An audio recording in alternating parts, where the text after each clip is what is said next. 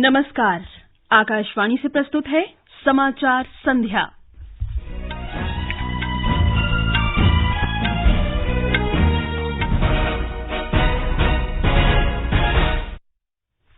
केंद्रीय मंत्रिमंडल ने किसानों के लिए 3,70,000 करोड़ रुपए से अधिक की योजनाओं को मंजूरी दी। 2023-24 सीजन के लिए गन्ने का उचित और लाभकारी मूल्य बढ़ाकर प्रति क्विंटल 315 रुपए किया गया। केंद्र ने राष्ट्रीय अनुसंधान फाउंडेशन विधेयक 2023 को संसद में प्रस्तुत करने की मंजूरी दी। देश में अनुसंधान पारिस्थितिकी तंत्र को मजबूत करने के लिए 50,000 करोड़ रुपए आवंटित किए जाएंगे।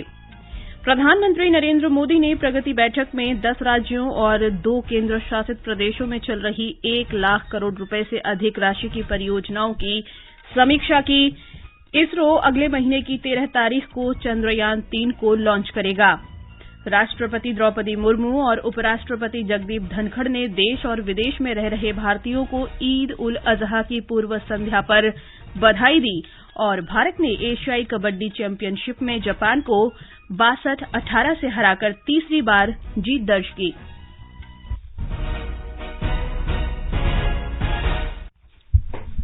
समाचार संध्या के साथ मैं जागृति शर्मा। केंद्र सरकार ने किसानों के लिए 3,70,000 करोड़ रुपए से अधिक की कई नई लाभकारी योजनाओं की घोषणा की है।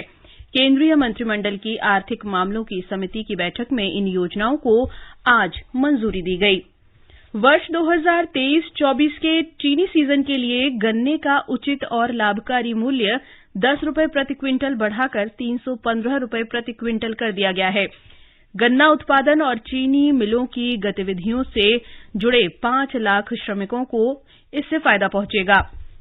सूचना और प्रसारण मंत्री अनुराग सिंह ठाकुर ने संवाददाताओं को बताया कि सरकार ने गन्ने का सर्वाधिक खरीद मूल्य निर्धारित किया है।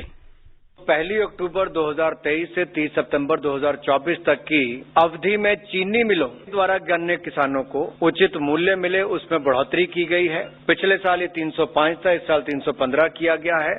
अगर आप पुराने आंकड़ों को देखेंगे तो 2013-14 में 210 रुपए प्रति क्विंटल इसका रेट था, जो आज बढ़कर 315 रुपए प्रति क्विंटल हुआ है। मंत्रिमंडल ने किसानों को 242 रुपए प्रति 45 किलोग्राम बैग की कीमत पर यूरिया सब्सिडी योजना को जारी रखने का फैसला किया है। वर्ष 2022-23 से 2024-25 के लिए यूरिया सब्सिडी के लिए 3,68,000 करोड़ रुपए से अधिक का प्रावधान किया गया है। देश में 195 LMT पारंपरिक यूरिया के बराबर 44 करोड़ तरल नैनो यूरिया की बोतलों का उत्पादन करने वाले 8 नैनो यूरिया संयंत्र 2025-26 तक चालू हो जाएंगे। केंद्रीय रसायन और उर्वरक मंत्री डॉ मनसुख मांडविया ने बताया कि इस कदम से किसानों की आय बढ़ेगी, प्राकृतिक और जैविक खेती को प्रोत्साहन मिलेगा, मिट्टी की उर्वरता बढ़ेगी और खाद्य सुरक्षा सुनिश्चित होगी। नैनो यूरिया यानी कि एक बैग यूरिया इक्विवेलेंट एक 500 ml बोतल 500 ml बोतल को वाटर में सोल्यूबल करके स्प्रे करने से वो एक बैग यूरिया के बराबर हो जाता है। उसका प्रचार प्रसार देश में बहुत हुआ और किसानों ने नैनो यूरिया को एक्सेप्ट कर लिया। आज बड़ी मात्रा में नैनो यूरिया का यूज हो रहा है और नैनो यूरिया की एब्सॉर्ब पावर यानी कि जो नैनो यूरिया हम स्प्रे करते हैं 80% फसल के उपयोग में आ जाते हैं।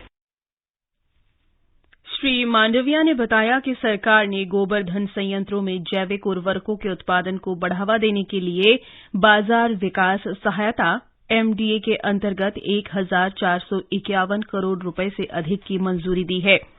गोबरधन योजना के तहत कचरे से कंचन बनाने के 500 नए संयंत्र लगाने में मदद मिलेगी। केंद्र ने मिट्टी में सल्फर की कमी को दूर करने के लिए और सल्फर लेपित यूरिया गोल्ड के उत्पादन का भी फैसला किया है। केंद्रीय मंत्रिमंडल ने राष्ट्रीय अनुसंधान फाउंडेशन विधेयक 2023 को संसद में पेश करने की मंजूरी भी दे दी है। इस विधेयक के संसद में पारित होने के साथ ही देश में वैज्ञानिक अनुसंधान के लिए एक शीर्ष निकाय NRF की स्थापना का मार्ग प्रशस्त हो जाएगा। NRF से देश में विश्वविद्यालयों, कॉलेजों, अनुसंधान संस्थानों और R&D प्रयोगशालाओं में अनुसंधान और नवाचार की संस्कृति को बढ़ावा मिलेगा। उद्योग क्षेत्र भी इससे लाभान्वित होगा। ये कानून बनने से 2008 में संसद के एक अधिनियम द्वारा स्थापित विज्ञान और इंजीनियरिंग अनुसंधान बोर्ड निरस्त हो जाएगा। एनआरएफ उद्योग, शिक्षा जगत और सरकारी विभागों और अनुसंधान संस्थानों के बीच सहयोग स्थापित करेगा और विज्ञान तथा संबंधित मंत्रालयों के अलावा उद्योगों और राज्य सरकारों की भागीदारी और योगदान के लिए एक अनुकूल तंत्र विकसित करेगा। ये समाचार आकाशवाणी से प्रसारित किए जा रहे हैं। ताजा समाचार जानने के लिए आप हमारे Twitter handle @AIR News Hindi को फॉलो कर सकते हैं।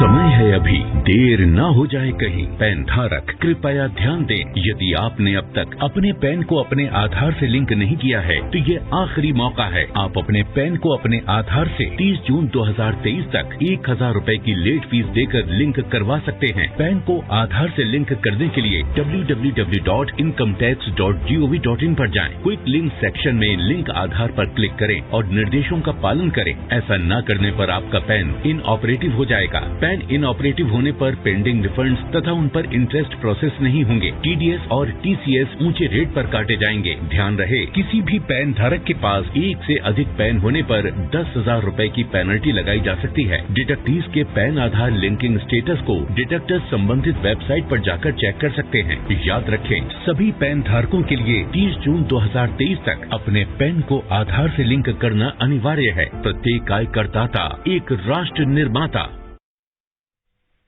समाचार संध्या में आपका फिर स्वागत है। प्रधानमंत्री नरेंद्र मोदी ने आज 10 राज्यों और 2 केंद्र शासित प्रदेशों में 1,21,000 करोड़ रुपए की लागत की 12 परियोजनाओं की समीक्षा की। प्रधानमंत्री की अध्यक्षता में 42वीं प्रगति बैठक के दौरान इन परियोजनाओं की समीक्षा की गई।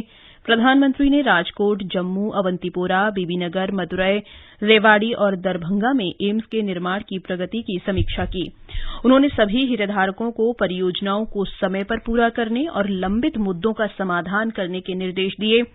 श्री मोदी ने प्रधानमंत्री स्वनिधि योजना की भी समीक्षा की। उन्होंने मुख्य सचिवों को शहरी क्षेत्रों में रेहड़ी पटरी विक्रेताओं की पहचान करने के निर्देश दिए। श्री मोदी ने सचिवों को रेहड़ी पटरी विक्रेताओं को डिजिटल लेन देन के लिए प्रोत्साहित करने संबंधी अभियान चलाने के लिए भी कहा। उन्होंने स्वनिधि से समृद्धि अभियान के जरिए स्वनिधि लाभार्थियों के परिजनों को सरकार की सभी योजनाओं का लाभ देने का आग्रह किया। चंद्रयान 3 को अगले महीने की 13 तारीख को लगभग दोपहर 2:30 बजे लॉन्च किया जाएगा। भारतीय अंतरिक्ष अनुसंधान संगठन इसरो के इस महत्वाकांक्षी मिशन का उद्देश्य चंद्रमा पर अंतरिक्ष यान उतारने से संबंधित प्रौद्योगिकी का प्रदर्शन करना है। चंद्रयान 3 में देशी लैंडर मॉड्यूल, प्रोपल्शन मॉड्यूल और एक रोवर है। चंद्रयान 3 का मुख्य उद्देश्य चांद की सतह पर सुरक्षित और निर्बाध लैंडिंग, रोवर का घूमना और वैज्ञानिक परीक्षणों का संचालन करना है। विज्ञान और प्रौद्योगिकी मंत्री डॉ जितेंद्र सिंह ने कहा कि चंद्रयान 3 ने आवश्यक जांच को सफलतापूर्वक पूरा किया है। केंद्रीय संचार और सूचना प्रौद्योगिकी मंत्रालय ने कहा है कि संयुक्त राष्ट्र की एजेंसी अंतर्राष्ट्रीय दूरसंचार संघ ने भारत के 6G विजन फ्रेमवर्क को मंजूरी दे दी है। एजेंसी ने देश की 6G तकनीक को IMT 2030 का नाम दिया है। प्रधानमंत्री नरेंद्र मोदी ने भारत की ओर से विकसित की जाने वाली इस तकनीक को 2030 तक शुरू करने की योजना का दस्तावेज इस साल मार्च में जारी किया था। उत्तराखंड के नरेंद्रनगर में आज 3 दिवसीय G20 बुनियादी ढांचा कार्य समूह की बैठक संपन्न हुई। इस बैठक में प्रतिनिधियों ने बुनियादी ढांचा परियोजनाओं के लिए गुणवत्तापूर्ण अवसंरचना निवेश संकेतकों को लागू करने के तरीकों पर चर्चा की।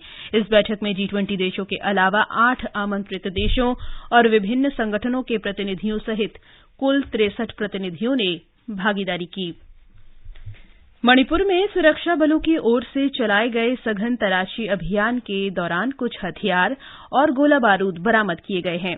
पुलिस जांच के दौरान एक व्यक्ति गिरफ्तार किया गया। उसके पास से एक पिस्तौल, कुछ कारतूस और गोला बारूद बरामद किए गए। पिछले 24 घंटों के दौरान तलाशी अभियान में सुरक्षा बलों ने काकचिंग जिले से कुछ हथियार और गोला बारूद तथा 2 बम बरामद किए हैं। राष्ट्रीय मानवाधिकार आयोग ने बीकानेर के खाजूवाला में एक युवती के साथ कथित गैंगरेप और हत्या के मामले में संज्ञान लिया है। आयोग ने इस मामले में मुख्य सचिव और पुलिस महानिदेशक को नोटिस जारी कर 4 सप्ताह के भीतर विस्तृत रिपोर्ट मांगी है। आयोग ने पुलिस जांच की वर्तमान स्थिति, लोक सेवकों के खिलाफ की गई विभागीय कार्रवाई और तीसरे आरोपी की गिरफ्तारी के संबंध में भी जानकारी मांगी है। आयोग ने पीड़िता के परिवार को दी गई राहत के बारे में भी जानकारी देने को कहा है। भारतीय रिजर्व बैंक ने बताया है कि अधिसूचित वाणिज्यिक बैंकों के डूबे कर्ज की सकल राशि मार्च 2023 में 10 वर्ष के निचले स्तर तक गिरकर 3.9% पर आ गई है।